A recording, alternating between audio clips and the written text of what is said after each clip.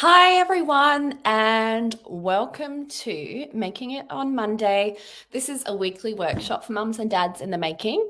And today we're talking all about herbal medicine and how it helps with fertility. And I was asked a few months ago, actually a year ago now, I was asked to give a presentation for a fertility symposium, and it was all about evidence-based Chinese medicine herbs for female fertility. And a few months ago, I thought, why haven't I presented this Making a Monday? Because I'm sure there's a lot of people out there who are either using Chinese herbal medicine or perhaps thinking about like what else they can do to help improve their fertility, and that maybe they've just got some questions about how does Chinese medicine herbs even work, and potentially like what is the research out there around it, like why would it be worth doing it. So today we're going to talk a little bit about Chinese herbs, how they might help and support female fertility, and we're going to talk a little bit about the physiology around how Chinese medicine herbs help. And then we're going to go through a couple of studies which have shown how they can help. And we'll talk about evidence and then how that's applied in practice. But, it's not going to be all dry. So please stay involved. I'd love to have you along today for Making It a Monday. So Making It a Monday, this is a weekly workshop for mums and dads in the making, and it's brought to you by the Acupuncture Pregnancy Clinic. And we're an integrative traditional Chinese medicine clinic. So we work alongside other healthcare practitioners and doctors to try and give our patients the most comprehensive care possible. And today I'm your host. My name is Amy Forth, and I even today have a little slide about who I am. So I'm the director of the Acupuncture Pregnancy Clinic. I've also been a researcher involved in research around integrative medicine. So how we can best integrate the best of complementary medicine and Chinese medicine alongside mainstream care. So I'm super passionate about that. And I have also been involved in a lot of research around Chinese medicine. So today I'm giving you a little bit of my kind of research flavor, which, I'm going to try and make it super exciting so no one's falling asleep. So please stay with me. All right. So today we are going to talk about traditional Chinese medicine. And for those of you who don't know, it's been around like a really long time. Gynecological texts with traditional Chinese medicine, they go back like 3,000 years. But initially, it was like inscriptions on tortoise shells about plants that might be used for female fertility. And that's about 400 BC. But then, we fast forward to about 200 AD. And at that point, they had like 30 different herbal medicine combinations, formulas is what we call that. And they were used for, a comprehensive variety of different fertility issues.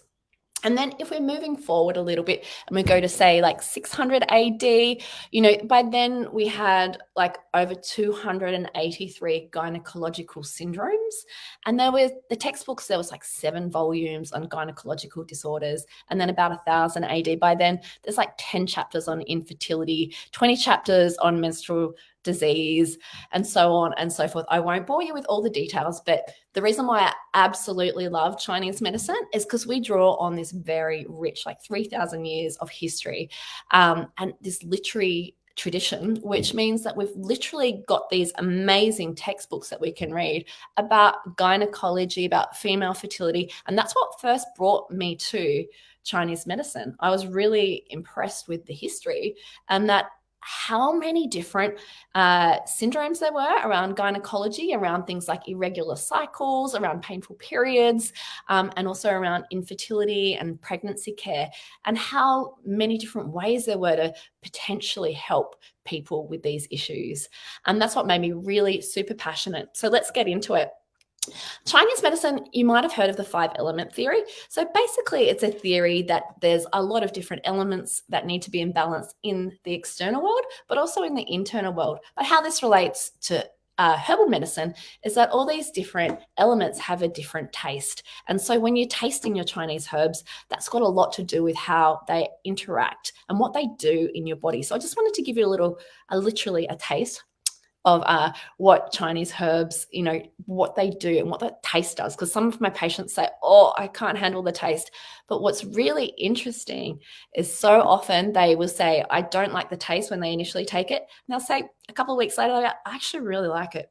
So potentially, as they start to get a bit more imbalanced, they start liking the tastes that are good for them to bring them back to balance. This is my theory. So yeah, this is a bit more about Chinese medicine theory, which I don't want to go into in great depth, but I just want to give you a little taster because I think it's super, super cool and super interesting. And 5-element theory is all about there's 5 elements in the body, and these need to be in balance, and they all correspond to a taste, which I talked about previously, but also an organ, 2 organs actually, a yin and a yang organ, and also a season and also an emotion. So these are all the things that can actually play a part in terms of that element being in balance. That's for another day.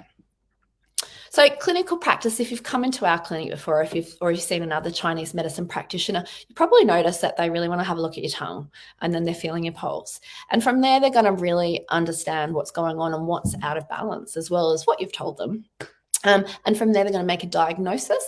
And according to that diagnosis, that's where we're going to come up with the most perfect Chinese medicine herbal formula for you. Okay. And it's going to have to do with a whole bunch of things that, like your thermals, things like that, your yin and yang. But again, that's for another day. Let's get to the nitty gritty, to the research. So the first one I want to talk about, this is called Seaweed Tongue, and this is a pretty old formula. I think it's around 400 AD that this one came out. It's only got 4 herbs in it, which is super unusual for a Chinese medicine formula. But this herbal formula is often used in conjunction with this second herbal formula that I'm going to talk about. These herbs, Romania, Angelica, Peony, these ones are used all the time. So if you're seeing a naturopath or a Western herbal medicine, check your bottle. I put money on that potentially one of these might be in your herbal formula mix, particularly if you're seeing them for infertility.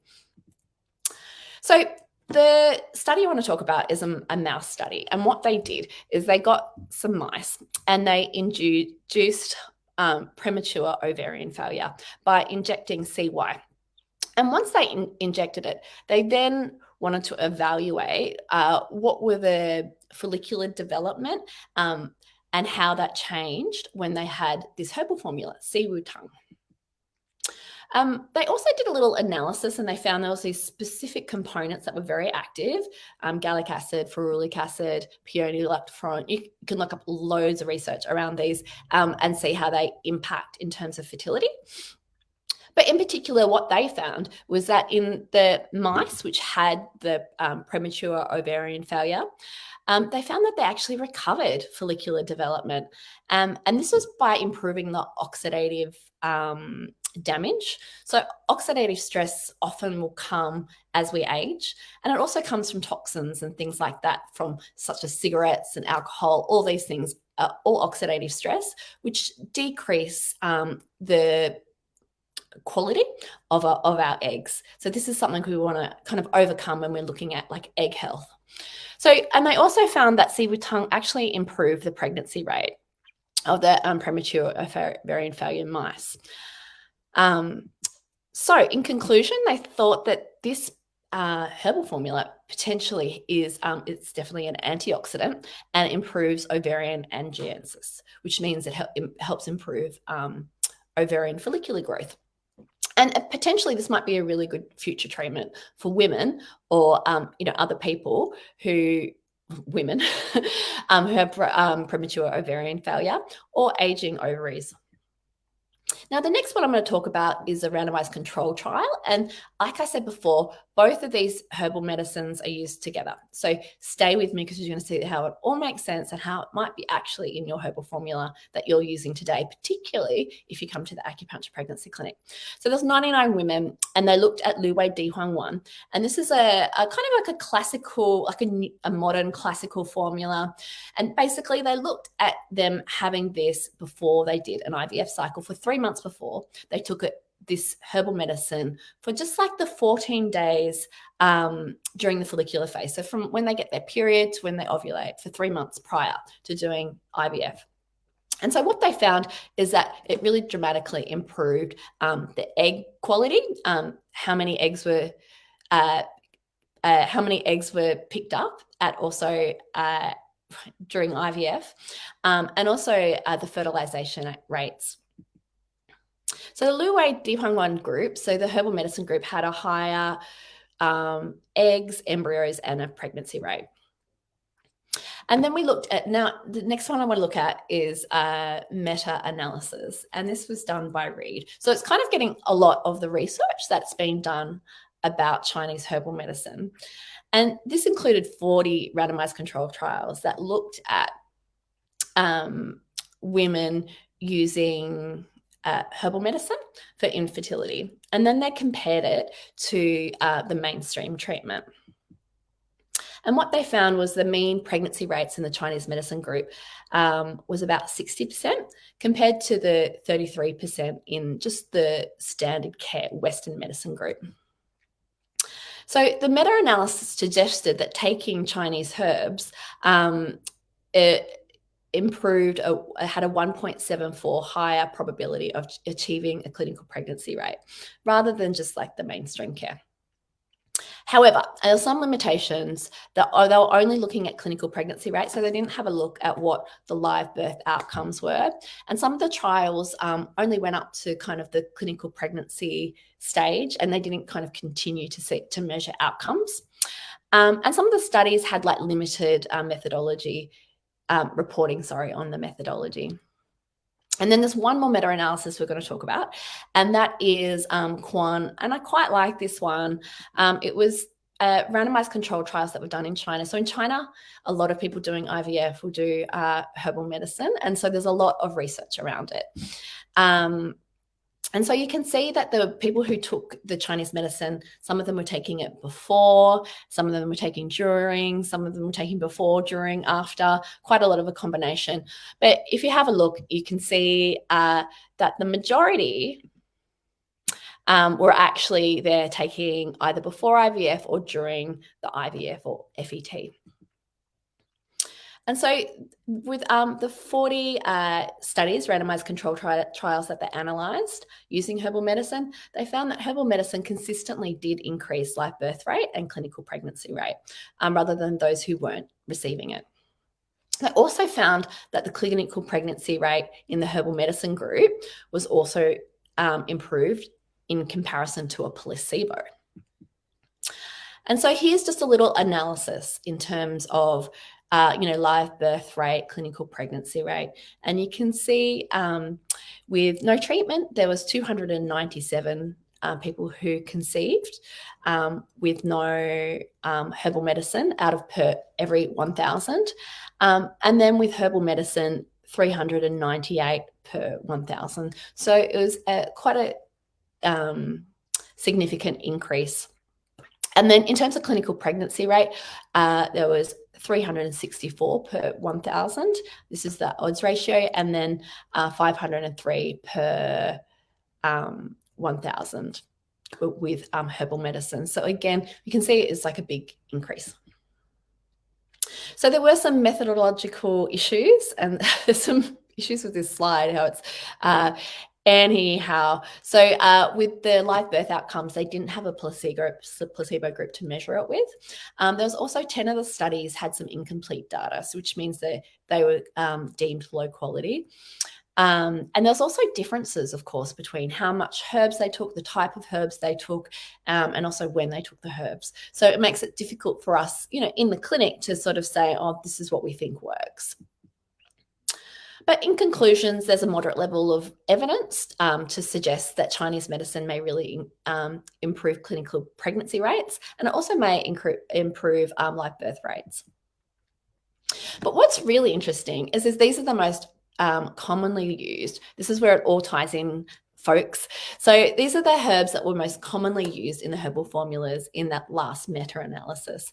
And then I just want to point out that the top 3 in the blue, they are actually herbs that were in that siwu tongue, that initial formula that I spoke about, around the mice and the mice that had premature ovarian failure, and how it helped them recover. It helped reduce oxidative damage. So it's interesting that these herbs were also the herbs that were most used in this Chinese study. And then the most herbs, other whole nother bunch of the herbs that we use are in the purple. And these herbs, along with the blue herbs, are what we use in our own herbal formula. Sorry, actually, we've got this mixed up a little bit. So in Prepare to Conceive herbal formula, you can see the ones which are bold, and these are the ones that are used. We use this herbal formula all the time in the clinic, and you can see that they are very close to the most commonly used herbs. You can see are all in bold here. And then the purple ones are from that second herbal medicine I talked about, the Lu Wei Di Huang one. Sorry, there's a bit of confusion with the slides here. So basically, both of those two formulas, which I talked about initially around premature ovarian failure, with that were the ones in the herbs in the blue color, and then the ones in the purple color was the Lu Wei Di Huang one, was the one I talked about, where women were taking this herbal medicine in the follicular phase for 3 months prior to IVF, and they had much better outcomes. And this is the Chinese herbal medicine formula we use in the clinic all the time. So you can see that what we use is really based a lot on research, and trying to give our patients, the absolute best. So overall, these are the herbs that we can see that were used in the research that are also in this formula. And one last study I want to talk about, which just kind of helps bring it all together, is this Hollander study. And so Hollander was a wonderful researcher, and she not only looked at what herbal medicine did, but she did what she calls whole systems. So she's looking at people who did both acupuncture as well as taking things like herbal medicines where appropriate. And they had quite a lot of acupuncture, so around 12 treatments on average before and during their IVF cycle. And the proportion of live births was 61.3% in the Chinese medicine group for this study. And she analysed more than 1,000 cycles. This was a post-retrospective cohort study. And I think this is a really nice study, because this is often what we'll do in the clinic, is that we'll see patients for quite a few treatments in the lead up to IVF, and then during IVF. And I love it also because it includes not just acupuncture, but also Chinese medicine. And often the studies are just measuring one or the other. So I just wanted to finish up with that study. And here are the statistics you can see with the non-donor, the live birth rate was 61.3% in the whole systems traditional Chinese medicine group. So just to finish up, it's all about integrating the best care for you. So it's not necessarily just about Chinese medicine, but I think things like nutrition are incredibly helpful. Also, there's such a huge role, which, of course, IVF treatment or fertility treatment, ART, different interventions, of course, they are just so important when appropriate. So I just wanted to finish up with, our model of care is patient-centered, and I think this is the way of the future, that we should all be looking at integrating not only like with Chinese medicine, we've got a whole incredibly rich history and knowledge, but we also use this research, that current day research, to really inform our practice. And let's make sure that it's like really patient-centered. So all about what is important for you. If you want to find out more about research, if you're a nerd like me, I think this is a really great resource in terms of research. It's by the Fertility Society of Australia, and it's got some great summaries about complementary medicine therapy and the research that surrounds it current day. In the end of it, I just want to say, a team-based approach, a collaborative approach, working with naturopaths, nutritionists, counselors, specialists, GPs, physios, everyone. At the end of the day, we want to get her better results. These are my references. And if you want to find out more, please just get in touch or join at our fertility support group. It's a private group on Facebook. It's called the Acupuncture Fertility and IVF support group, or jump onto our website. My name's Amy Forth. It was great talking to you today. Making It on Monday. We're a weekly workshop here to help empower you through your fertility journey towards parenthood. Thanks so much for today, everyone. And I hope you have a fantastic rest of your day. Thanks. Bye.